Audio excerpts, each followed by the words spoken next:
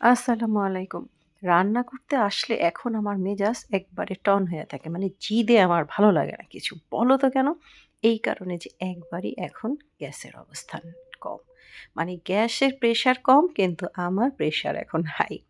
সকাল থেকেই বাইরে থাকি কাজে তো বিভিন্ন ধরনের। বাসায় এসে যদি দেখি যে সেইরকম অবস্থান তাহলে কিভাবে রান্নাটা করব? কেন বলছি সেটা তোমাদেরকে দেখাই।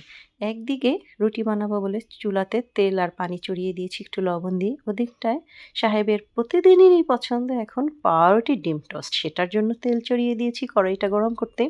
ওদিকে সব ধরনের খোসা, কলা, পেঁয়াজের সেটা পানি দিয়ে ভিজিয়ে রেখে ২ দিন পর, পর গাছে দিতে হয়।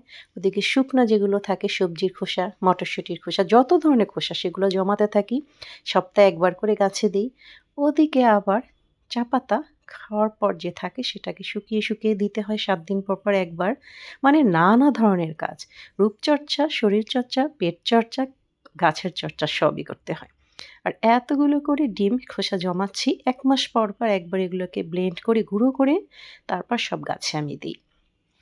তো এত কাজের মধ্যে যদি আমার এখন এই যে চুলার অবস্থা হয়, তাহলে রাঁধবো কখন আর খাবো কখন?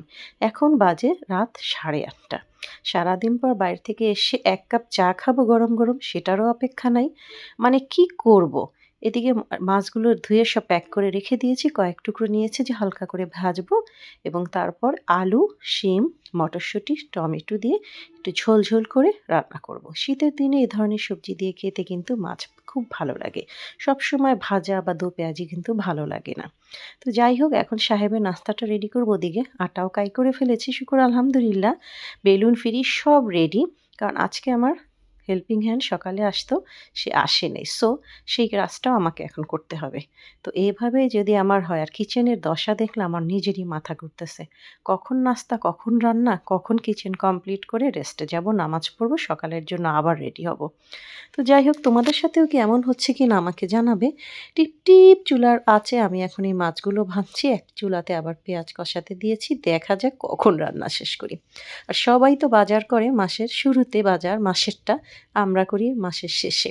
সব শুকনো বাজার উঠানো শেষ আর এদিকে দুনিয়ার সবজি নিয়ে আসছে সেগুলো রেডি করে গুছায়ে রাখলাম। এখন পালং শাকগুলো কেটে একটু ভাপ দিয়ে দিচ্ছি। কালকে এটা রান্না করব। তো সবাই ভালো থাকবে, সুস্থ থাকবে, সুন্দর থাকবে। আমাদের জন্য দোয়া করবে। তোমাদের কি অবস্থা আমাকে জানাবে। আল্লাহ হাফেজ।